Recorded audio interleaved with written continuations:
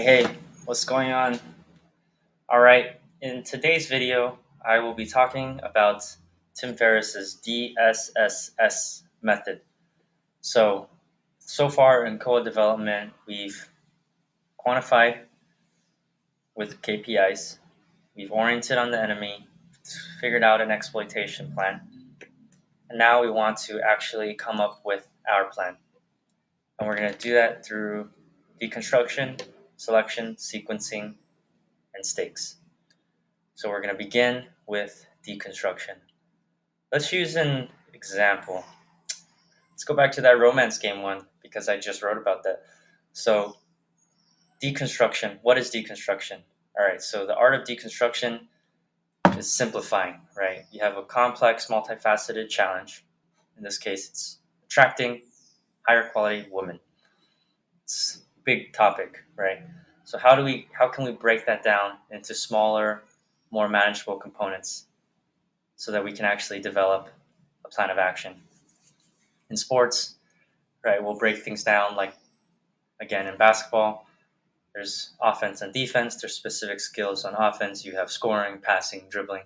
On defense, you have rebounding, individual defense, team defense, et cetera, et cetera, et cetera. And you work on specific things that contributes to improving your overall game, right? And with deconstruction, we can often research top strategies. Chances are our challenge is not unique. Someone probably already had that challenge, probably already solved it to some extent, and have achieved what we're seeking to accomplish. As Tony Robbins would say, success leaves clues. So what we can expect to occur in the future has probably already happened at some point in some way, shape, or form in the past. History and life is cyclical. It repeats, and things look similar, even though the external reality might change. Studying others also allows us to go into inversion thinking and see what to avoid, and we'll get into that a bit as well, as those who do not remember the past are condemned to repeat it. And again, even though we can learn from others, it's still important that we integrate that information and process it and modify these sources of inspiration or information, make sure it makes sense to us, cater to our needs, whatever our specific mission is, because what worked for someone else might not always necessarily work for us. We have to make sure it makes sense to us. All right. So this is just a little sweet spot diagram from Tim Ferriss. So if there's a specific game that you're playing, take a look at what are the commonalities of top performers, what's not being taught, and what are your personal strengths. If you can find that, that's where you'll have the best leverage. Just some common PTPs in general for all sorts of games.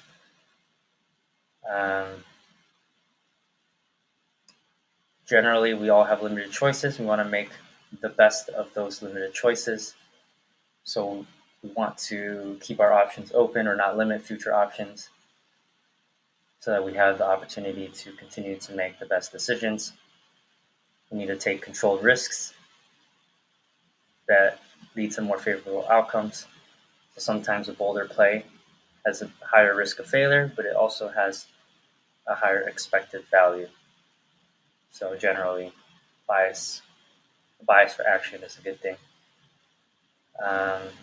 Being the second biggest threat. So this allows us to avoid the spotlight. So sometimes you don't want to be on top because you're a bigger target. But if you're near the top, if you're the second best, you still get a disproportionate amount of the rewards based on the power law distribution without being the top person. And people tend to have this sunk cost fallacy, and so you can exhaust your opponent's resources by forcing them to commit to a path they've already chosen or grown attached to. Whereas, so for us as a player of games, we have to understand that these are things that people can use against us as well. All right, I just had to throw that in there because I didn't know where to put it. That's just for games in general.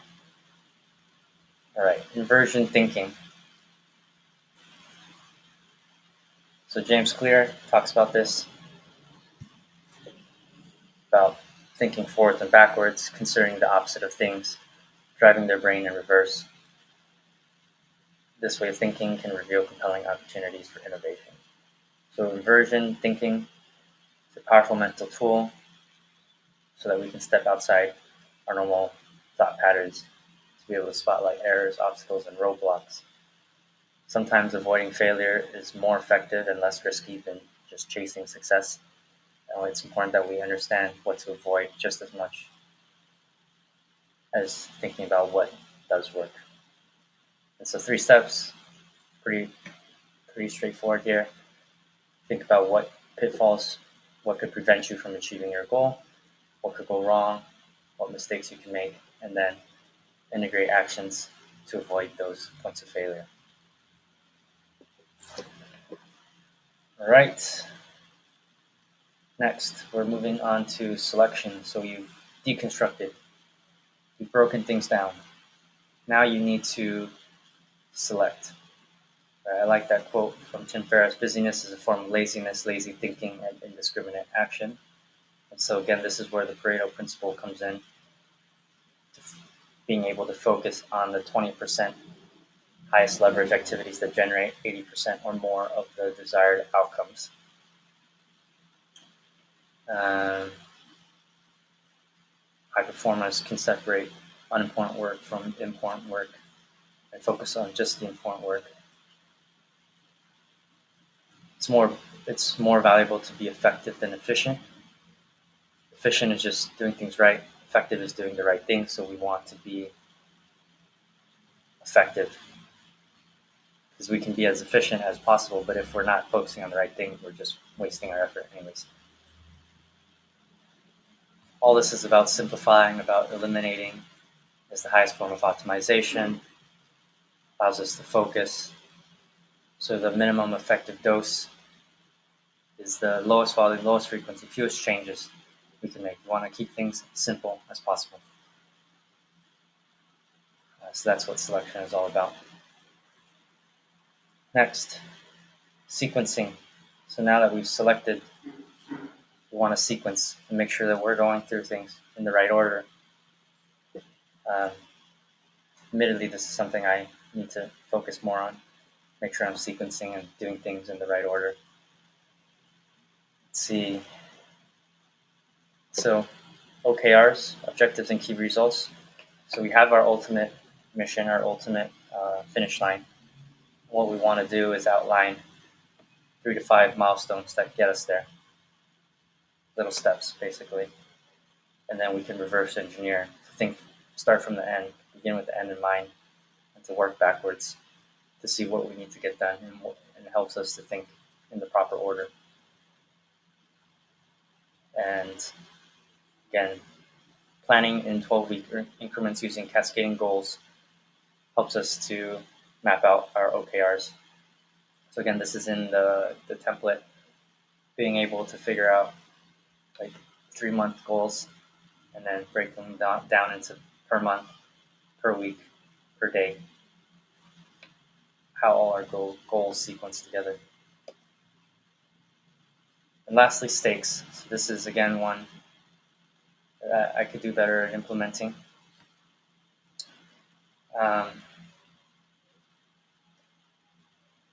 Good follow through doesn't depend on the right intentions, which a lot of times we have. It depends on the right incentives. So we need stakes, preferably negative consequences, because we're generally motivated more by pain avoidance.